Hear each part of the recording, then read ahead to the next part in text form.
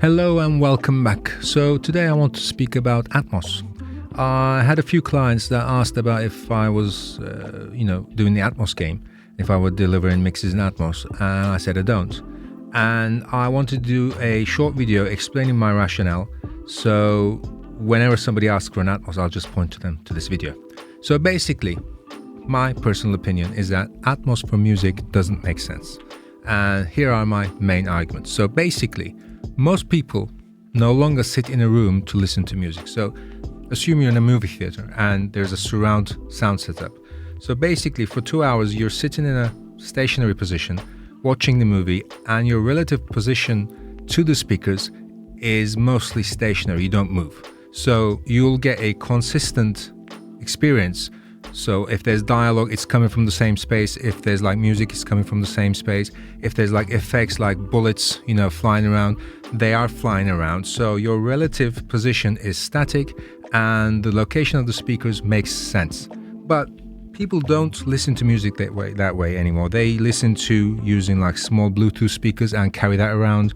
They listen on their phones, through headphones, in the car, at the gym, doing chores, cooking, cleaning, etc. So music is kind of like a background for us now. Very small amount of listeners have a dedicated space to listen to music, and it's basically most of the time something that happens in the background while they're doing other stuff. So imagine how small a listener base is going to invest in a full 11 speaker Atmos setup. So have a look at this. You have 4 speakers on the ceiling, a sub. You have like 6 speakers around, and imagine having this set up in a room where there's no wiring already in place. So you have to run wires all around, and it's going to be a hurdle, basically. So I imagine very small amount of people will even think of investing into an Atmos setup. So what's the next option? Well, there are Atmos Certified sound bars and stuff like that. Now, what Atmos Certified means is that a soundbar will not be representative of a 11 speaker setup. What it means is that, let's say you have a Bluetooth speaker. Let's say it's certified to play MP3 files. What that means is it will accept and play the MP3 file. That doesn't mean that it will produce the same experience had you played that MP3 file on a full range stereo system. It doesn't, claim that. A soundbar, which is Atmos certified, means that it will accept that 11 channel sound file and it will render it in a way that it makes sense on paper. So let's assume that you don't have a 11 speaker setup, but you have a 5.1 speaker setup. So what you have is a center, stereo front, stereo back. So Atmos requires that you have a right middle speaker as well. So if there's something on the right middle channel that needs to be played, the renderer divides that signal into 2 and sends half of it to the front and half of it to the back, creating a phantom center where your mid-right side speaker is supposed to be. In that way, the soundbar will render that 11 channel audio and play it in different speakers to resemble that full Atmos experience. But from what I've been able to demo, it's nothing like having a real 11 speaker setup. So what is the next option? Well, it's headphones. So headphones do the same thing, but it renders it down mixes it into 2 speakers. So if you only have 2 ears and you have 2 speakers, if something's on the right side at the front, it will use filters and delays and reverb and that kind of sound effects to position that audio source to the right side in your front or in your back or at the top, etc. But from what I've heard, it really doesn't sound anything like having 11 speakers in a room. So if you're in a movie theater with 11 speakers, imagine watching that movie on headphones and try and imagine how different of an experience it is. Same with music. It even makes much less sense, because what I would expect is to have the band in front of me, not me in the middle with the guitar behind my back, the drums in front and the vocalist at the top, etc. I like to have it like a more natural kind of experience where the band is at front and I'm in the same room and the reflections, etc. make it a more natural experience. Headphone and binaural rendering doesn't do that at all. It doesn't down mix the stereo properly.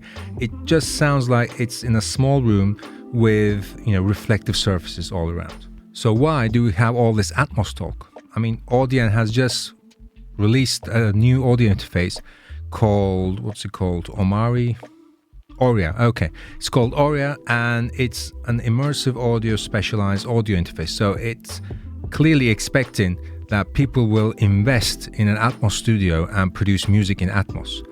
Well, I'm a bit skeptical on that for the reasons I just listed, and I believe that the hype is mostly driven by manufacturers who want to have their users upgrade their audio interfaces and their listening environments and their speakers, etc., and buy more. Basically, you no longer are good with buying 2 nice stereo speakers and maybe a center channel to listen to the dialogue. You now have to buy 11 speakers. One of them needs to be a sub, etc. So I have a stereo speaker setup at home, tower speakers. They're about 10 years old, maybe more, and a center speaker because I like to hear the dialogue much clearer. And my amp is probably like a 12-year-old model. So I'm the worst kind of consumer for these companies because I don't have the need to upgrade to something better. I can just listen to, the music fine because it's in stereo and I have a full range tower setup. I can watch movies fine because all I care is like the dialogue and some effects, and that setup gives more than enough for my needs. So for these businesses to, sell more and, new stuff, shiny stuff, etc., they need to come up with some kind of wow factor, and that's the Atmos setup. So if the Atmos certified devices cause the consumers to buy like more speakers instead of less, and less frequently, then obviously they're going to hype this up. So Apple and Samsung and, LG, whoever's building home theater systems these days, they're going to hype this up, and that is what we're seeing. Apple is actually, I believe, paying more in royalties to artists who also upload Atmos mixes. Why? Because Apple wants to sell more Atmos related hardware, especially headphones.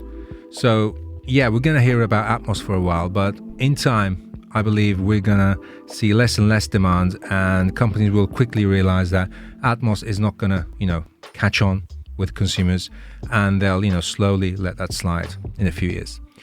So what this means to professionals is that, are you not going to deliver Atmos? No, you can deliver Atmos, and there are new DAW functionality that allows you to deliver Atmos mixes. Studio One has it, Logic has it, and basically what I suggest is to take a more conservative and more rational approach to Atmos mixing. So if an artist asks for an Atmos mix, instead of going crazy like, running effects all around and moving things like panning things around the 11 channels, etc., think of the listener sitting in a theater and the band is in the stage, in the center stage, and imagine how it would sound if you were in this theater and the sound was loud and it was bouncing off the walls, etc. It gives you like an immersive feeling.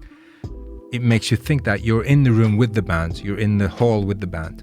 So if you can use your reverb and delay and that kind of space creating effects so that it will put the listener into that room, then that should be more than enough. There's no need to position the vocal to the top of your head or, position the guitars to the back sides, etc. Or, make drum rolls, move from one side to the other, to your back, etc. That kind of moves makes me remember when stereo was first introduced, where they panned the drums to one side and the bass to the other side. I mean, they didn't really know where each instrument should go, so it's like a consistent, nice listening experience. So they just went wild with it. So at this stage, I believe we're still at that stage where people don't know where to pan stuff and how to make it, work, and how to make it work so it's a bit less terrible when it's folded down to stereo, to binaural, etc. So my advice is to keep the band in the center stage, don't go too wild with your panning, and use reverb and delays, etc. to create the illusion that the listener is in the room and is watching the band from the stage. I hope that was interesting, and like I said, this video is mostly for my artists who come to me for Atmos mixes, and I'll see you again in the next video. Bye.